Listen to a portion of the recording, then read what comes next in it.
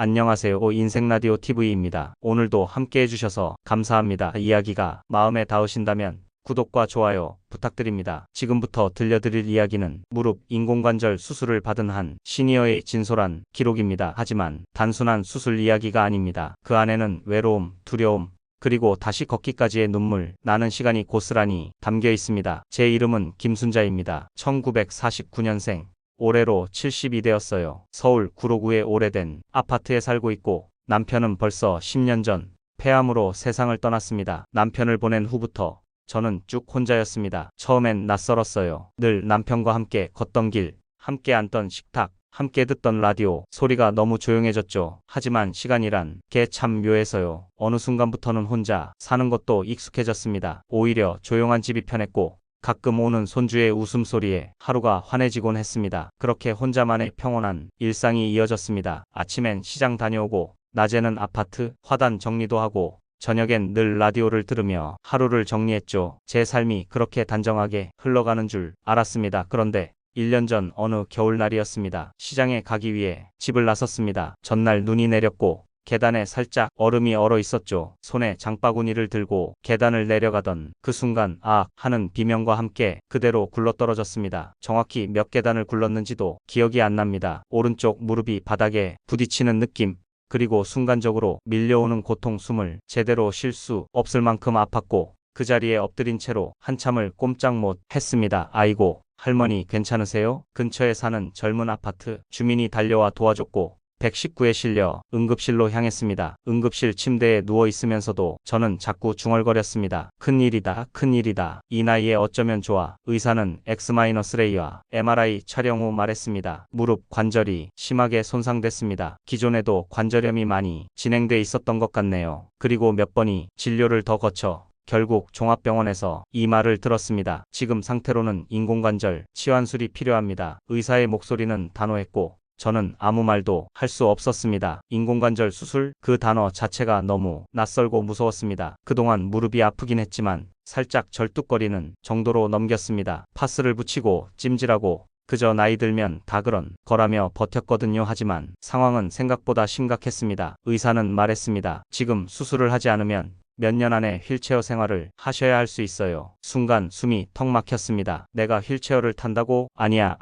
아직은 그럴 나이 아니야. 온갖 생각이 머릿속을 휘젓고 지나갔습니다. 그 후로 저는 하루에도 수십 번씩 고민했습니다. 정말 수술을 받아야 할까? 혹시 잘못되기라도 하면 어떡하지? 내가 혼자 재활을 잘 해낼 수 있을까? 그리고 내가 진짜 다시 걸을 수는 있을까? 이런 고민을 가족들과 나눠보고 싶었지만 아들들은 바빴고 며느리들은 어머니, 결정은 어머니가 하셔야죠. 라고 말했습니다. 결국 수술 날짜를 혼자 결정했고 입원 준비도 스스로 했습니다. 병원에 입원한 날 간호사가 제게 이런 질문을 했습니다. 보호자는 누구로 적을까요? 저는 멍하니 앉아있다가 말했습니다. 없습니다. 제가 혼자예요. 그 말을 하며 제 안에 뭔가 하나 무너졌습니다. 남편 없이도 살아왔고 두 아들을 다 키워냈고 혼자 밥하고 혼자 병원 다니는 것도 익숙했는데 그 순간만큼은 왜 그렇게 마음이 아팠는지 모릅니다. 나는 왜 혼자일까? 이렇게 큰 수술 앞에서도 나 혼자 수술 전날 밤 병원 창밖을 오래도록 바라봤습니다. 바람에 흔들리는 가로등 불빛,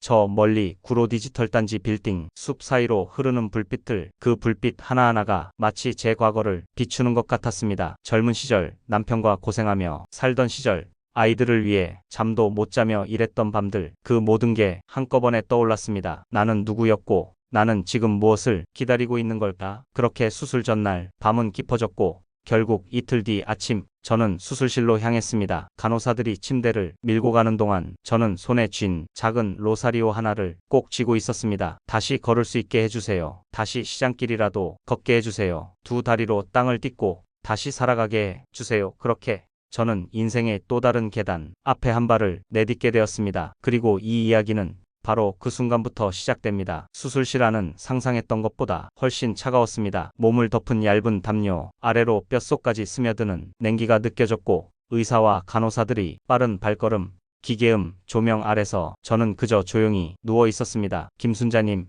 지금 마취 들어갑니다. 편하게 눈 감으세요. 그 말을 들은 직후 머릿속이 하얘졌고 시간이 멈춘 듯한 정적 속으로 빨려 들어갔습니다. 깨어났을 때는 이미 수술이 끝난 뒤였습니다. 입에서는 산소 마스크를 통해 찬 공기가 흘러들었고 무릎은 붕대로 단단히 감겨 있었으며 그 위엔 얼음 주머니가 올라가 있었습니다. 어머니, 수술 잘 되셨어요. 지금 마취해서 막 깨어나신 거라 좀 멍하실 거예요. 간호사의 목소리가 멀리서 울리는 것처럼 들렸습니다. 눈은 떠졌지만 고개를 돌리기도 힘들었고 무릎 쪽으로는 강한 통증이 밀려오고 있었습니다. 이게 끝인 줄 알았습니다. 수술만 하면 다 나을 줄 알았습니다. 하지만 그건 시작에 불과했습니다. 그날 밤 병실 안은 조용했지만 제 안은 고통으로 소란스러웠습니다. 진통제를 맞았는데도 무릎을 조금만 움직여도 전기가 흐르는 듯한 고통이 몰려왔습니다. 온몸이 땀에 젖었고 시계 초침 소리조차 너무 또렷하게 들렸습니다. 아이고야 아이고야. 입에서 새어나오는 신음. 옆 침대에 누워있던 환자가 처음엔 다 그래요. 며칠만 지나면 좀 괜찮아져요. 하고 말을 건넸지만 그조차 힘겨운 위로처럼 느껴졌습니다. 다음날 아침 병실 문이 열리고 재활치료사 선생님이 들어왔습니다. 김순자님, 일어나서 무릎을 조금씩 움직여 보실까요? 지금 벌써요? 어제 수술했는데요. 네. 지금부터 조금씩 움직이셔야 해요. 가만히 있으면 무릎이 굳어요. 머리로는 이해가 갔지만 몸은 말을 듣지 않았습니다. 무릎을 조금만 구부리려 해도 숨이 멎을 만큼 아팠고 입술을 깨물고 손잡이를 꽉 쥐어야 했습니다. 그렇게 재활이 시작됐습니다. 말이 좋아. 움직이기 시작이지. 사실은 고통과의 전쟁이었습니다. 침대에서 일어나는 것조차 쉽지 않았고 화장실에 가려면 간호사의 도움을 받아 보행기로 천천히 움직여야 했습니다. 며칠이 지나자 병실에서는 이런 말이 들렸습니다. 옆 침대 할머니는 벌써 보조기로 걸으시던데 김순자 씨는 아직도 못 일어나셨어? 그 말들이 제 귀에는 송곳처럼 박혔습니다. 누가 일부러 하는 말은 아니었겠지만 그때부터 저는 혼자 위축되기 시작했습니다. 왜 나는 이리도 회복이 느릴까? 내가 뭔가 잘못하고 있는 건가? 스스로를 탓하고 자책하며 밤이면 몰래 눈을 훔치기 일쑤였습니다. 그리고 또 한 가지 가장 힘들었던 건 기다림이었습니다. 병원에 있으면서 저는 늘 병실 문 쪽을 바라보곤 했습니다. 큰아들이 올까? 작은아들이 올까? 손주가 올까? 그날이 제 생일이었거든요. 병실에 누워 맞이한 72번째 생일. 하지만 병실 문은 끝내 열리지 않았습니다. 오후 5시쯤 간호사가 물었습니다. 오늘 보호자분은 안 오세요? 저는 웃으며 말했습니다. 출장이라 바쁘대요. 괜찮아요. 그날 밤 저는 생일 케이크 대신 밥 대신 나온 미음에 김가루를 뿌려 혼자 먹었습니다. 입안에서 퍼지는 소금기 없는 밥알이 왠지 모르게 더 쓰게 느껴졌습니다. 그렇게 병원에서 이 하루하루가 흘러갔습니다. 그리고 마침내 퇴원 일자가 잡혔습니다. 이제부터는 외래 재활과 통원 치료를 하셔야 해요. 집에서도 꾸준히 운동하셔야 회복됩니다. 의사는 차분하게 말했고 저는 그날 작은 보따리 하나를 들고 병원을 나왔습니다. 하지만 병원 앞에서 누군가 저를 기다리고 있을 거란 기대는 역시 헛된 것이었습니다. 큰아들은 전화를 통해 말했습니다. 어머니, 출장 때문에 못 갔어요. 근처 요양보호사 하나 불러드렸으니까 그분이 집까지 모셔다 드릴 겁니다. 전화 너머로 들리는 며느리의 목소리. 어머니, 요즘은 다 그렇게 해요. 가족이 다 돌보는 시대는 아니잖아요. 그 말을 들은 순간 뭔가 가슴 한켠이 철렁 내려앉는 기분이었습니다. 수술은 끝이었지만 그 후의 삶은 전보다 더 외롭고 더 고통스러웠습니다. 진짜 싸움은 지금부터라는 걸 그제야 절절히 깨닫게 되었습니다. 퇴원 후 요양보호사 김미자 씨의 도움을 받아 구로의 집으로 돌아왔습니다. 집안엔 먼지가 쌓여 있었고 싱크대의 수도꼭지에서 나는 물소리조차 어색했습니다. 그 집은 저 혼자만이 공간이기도 했지만 남편과 두 아들과 함께했던 시간이 고스란히 배어 있는 곳이었습니다. 남편이 아팠을 때 마지막으로 누웠던 침대, 큰아들이 어릴 적 벽에 그려놓은 낙서, 작은아들이 학교 가기 전 맨날 입고 가던 체육복이 걸려있던 방문고리, 그 모든 게 지금은 너무 조용했습니다. 그 조용함이 마치 제게 말하는 것 같았습니다. 너는 이제 혼자야. 다 지나갔어. 수술 후 회복을 위해 요양보호사 김미자 씨는 하루 4시간씩 도와주기로 되어 있었습니다. 하지만 나머지 시간은 전적으로 저 혼자였습니다. 낮에는 물리치료를 받으러 병원에 가고 집에 돌아오면 밥을 지어 먹고 무릎에 얼음 찜질을 하며 하루를 버텼습니다. 문제는 그 다음이었습니다. 큰아들이 이사를 갔다는 걸 저는 우편함에서 알게 되었습니다. 아들 집 주소로 온 고지서가 반송 스탬프가 찍혀 돌아왔습니다. 이게 뭐지? 전화를 걸었습니다. 아들, 이사했니? 아, 어머니, 그게 급하게 지방으로 옮기게 돼서요. 말씀을 못 드렸네요. 그럼 언제 다시 올라와? 내가 좀 도와줘야 할 일이 있는데 요즘 일이 너무 바빠서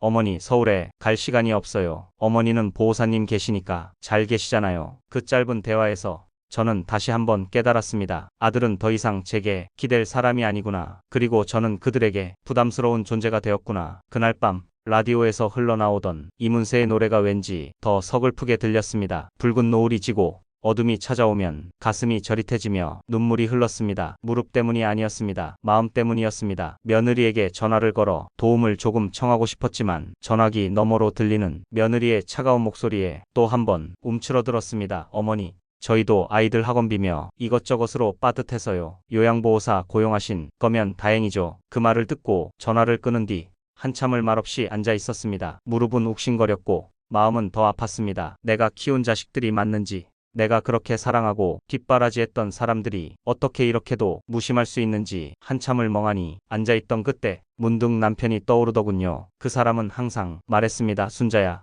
나중에 늙어서도 우리 아들들은 든든할 거야. 걱정 말고 살자. 그때는 진심으로 믿었습니다. 하지만 이제는 그 말이 허무하게만 느껴졌습니다. 며칠 뒤 작은 아들에게 전화를 걸었습니다. 엄마, 왜 그냥 내 얼굴이나 한번 보려고 시간 되면 밥이라도 한번 먹자. 아, 엄마, 요즘 바빠. 다음에 봐. 다음에 그 다음은 없었습니다. 그 통화가 마지막이었고 그 이후로 작은 아들이 전화는 오지 않았습니다. 그렇게 저는 두 아들과도 멀어졌습니다. 다른 사람들에게는 성공한 아들 둔 엄마였지만 실제로 제 곁에 있는 가족은 아무도 없었습니다. 요양보호사 김미자 씨가 말했습니다. 어머님, 가족이라는 게 꼭 혈연만은 아니에요. 가까이 있는 사람, 함께 아파해주는 사람이 진짜 가족 아닐까요? 그 말에 저는 고개를 떨구었습니다. 맞습니다. 혈연이 전부가 아니었습니다. 그날 이후 저는 마음을 조금씩 내려놓기로 했습니다. 아들들이 돌아오지 않아도, 며느리가 안부 전화 한 통 하지 않아도 내가 살아야 할 이유는 그들 때문이 아니라 나 자신 때문이라는 걸 깨달았으니까요. 무릎 수술이 저를 아프게 했지만 가족의 무관심은 저를 더 깊이 베었습니다. 이제는 그 아픔마저도 내 삶의 일부로 받아들이고 그저 조용히 내 발로 걸어나가기로 했습니다. 겨울이 지나고 봄이 왔습니다. 창밖의 나무에는 어느새 새순이 올라왔고 미세하게 흔들리는 잎사귀들이 마치 제게 속삭이는 것 같았습니다. 괜찮아. 다시 시작할 수 있어. 그 무렵부터 저는 조금씩 달라지기 시작했습니다. 아직도 무릎은 시큰거렸고 밤이면 붓고 당겼지만 아침마다 요양보호사 김미자 씨가 건네는 한마디가 제게 하루의 힘이 되어주었습니다. 어머님, 오늘은 15걸음이에요. 어제보다 3걸음 더 나아가셨어요. 대단하세요. 그 말을 들으면 내 몸이 아니라 내 마음이 일어나기 시작했습니다. 김미자 씨는 단순히 돌봐주는 사람이 아니었습니다. 그녀는 저희 코치이자 응원자였고 어느 날은 말없이 제 손을 꼭 잡아주기도 했습니다. 어머님, 제 어머니도 인공관절 수술하셨거든요. 처음엔 주저앉고 싶어 하셨어요. 근데 지금은 텃밭도 다니시고 장도 보러 가세요. 할 수 있어요. 어머님도 그 말을 듣고 저는 결심했습니다. 하루에 5걸음이라도 내 두 다리로 땅을 딛고 걸어보자. 그리고 정말 그 다음 날부터 조금씩 나아졌습니다. 처음엔 거실을 걷는 것도 숨이 찼고 현관 앞까지 가는 게 마라톤 같았지만 하루, 이틀, 한 주, 한 달이 지나면서 몸이 기억하기 시작했습니다. 재활병원에서의 자전거 페달, 무릎 굽히는 기계, 계단 오르기 연습, 그 하나하나가 벽처럼 느껴졌지만 벽은 매일 조금씩 허물어졌습니다. 그리고 어느 봄날 김미자 씨가 말했습니다. 어머님, 오늘은 지팡이 없이 공원에 가볼까요? 정말 가능할까요? 네, 어머님, 지금 그럴 수 있는 몸이세요. 저랑 같이 천천히 가요. 저는 떨리는 손으로 지팡이를 내려놓고 그녀의 팔을 살짝 짚고 아파트 단지 앞 작은 공원으로 나섰습니다. 첫 발을 내딛는 순간 내가 진짜 살아있구나. 내가 지금까지 버텨왔구나. 가슴이 벅차올랐습니다. 공원 벤치까지는 정확히 162걸음, 그 걸음을 다 세며 걸었습니다. 벚꽃은 아직 피지 않았지만 그날만큼은 제 마음속에 꽃이 활짝 피었습니다. 벤치에 앉아 숨을 돌리며 처음으로 하늘을 올려다봤습니다. 햇살이 따뜻했고 구름은 천천히 흘렀습니다. 그리고 나는 속삭였습니다. 나 다시 걷는다. 그날 이후로 하루하루가 달라졌습니다. 이제는 혼자서 시장도 갑니다. 버스 정류장까지도 걸어갑니다. 누가 보면 그 나이에 잘 걷는다 하겠지만 그건 단순히 걸음이 문제가 아닙니다. 저는 포기하지 않았다는 증거입니다. 고통이 아무리 깊어도 사람은 다시 일어설 수 있다는 걸 제 몸으로 증명하고 있는 겁니다. 며칠 전 아파트 경비 아저씨가 말했습니다. 어르신, 요즘 얼굴이 많이 환해지셨어요. 다리도 좋아 보이시고요. 그 말에 저는 웃으며 말했습니다. 이 다리로 다시 살게 됐거든요. 그 말이 참 울컥했습니다. 누군가 알아봐준다는 것, 그 자체가 큰 위로였습니다. 그리고 무엇보다 내가 나를 다시 믿기 시작했다는 것, 그게 제 인생에서 가장 중요한 변화였습니다. 무릎은 여전히 불편합니다. 계단을 오를 땐 잡고 올라야 하고 날씨가 궂은 날엔 욱신거리기도 합니다. 하지만 저는 이제 압니다. 그건 통증이지 절망은 아니라는 걸. 이제 제 인생에서 아프지 않은 하루는 없겠지만 그 아픔을 이겨낼 내가 있다는 걸 제 두 발이 알려줍니다. 내가 다시 걷는다는 건 단순히 움직일 수 있다는 의미가 아닙니다. 그건 다시 살아갈 수 있다는 희망의 증거였습니다. 무릎 수술이라는 커다란 벽 앞에서 나는 스스로를 너무 작게만 느꼈습니다. 내 몸은 망가졌고 내 마음은 무너졌고 내 가족은 멀어졌습니다. 하지만 그 모든 것들을 나는 결국 이겨냈습니다. 누구 덕분이었을까요? 누군가의 손길, 누군가의 말 한마디, 그리고 무엇보다 나 스스로를 포기하지 않았기 때문입니다. 사람은 누구나 한 번쯤은 쓰러집니다. 누구는 병 때문에, 누구는 가족 때문에, 누구는 마음이 외로움 때문에. 하지만 그 쓰러짐이 곧 끝을 의미하진 않습니다. 저는 다시 걸었습니다. 비틀거리며 울먹이며 두 발로 딛는 땅이 무서워 심장이 쿵쾅거릴 만큼 두려웠지만 결국 다시 일어섰습니다. 처음엔 거실 한쪽, 그 다음엔 현관 앞, 그리고 시장 골목, 이제는 공원 한 바퀴를 돌 만큼 회복했습니다. 이제는 이렇게 말할 수 있습니다. 수술은 끝이 아니라 시작이었다. 그리고 그 시작은 누구보다 나를 다시 믿는 일이었다. 이 영상을 보고 계신 분들 중에도 혹시 무릎 수술을 앞두고 계신가요? 혹은 수술 후 회복의 길목에서 지금 이 순간 포기하고 싶은 마음과 싸우고 계신가요? 제가 드릴 수 있는 말은 하나입니다. 포기하지 마세요. 지금 그 한 걸음이 당신의 내일을 바꿀 수 있습니다. 지금 그 눈물이 당신을 더 단단하게 만들 겁니다. 가족이 멀게 느껴질 수도 있습니다. 내 편이 아무도 없다고 느껴질 수도 있습니다. 하지만 세상은 우리를 전부 버리진 않습니다. 어디선가 누군가는 당신을 응원하고 있을지도 모릅니다. 그게 낯선 간병인의 한마디든 동네 경비 아저씨의 미소든 하루 10걸음을 함께 세워주는 그 누군가든. 그리고 가장 중요한 건 당신 자신이 당신의 가장 든든한 편이라는 것, 그 사실만큼은 절대 잊지 마세요. 이야기를 마치며 여러분께 한 가지 질문을 드리고 싶습니다. 당신은 지금 누구의 손을 잡고 걷고 계신가요? 혹은 당신 자신을 얼마나 믿고 계신가요? 이 질문에 대한 답은 어쩌면 오늘 밤 당신 스스로의 마음속에서 조용히 피어날지도 모릅니다. 다시 걸을 수 있습니다. 언제든, 누구든. 당신도 마찬가지입니다. 이야기가 마음에 닿으셨다면 구독과 좋아요 부탁드립니다. 시니어의 삶을 진심을 담아 계속 전해드리겠습니다. 다음 이야기에서 또 뵙겠습니다. 감사합니다.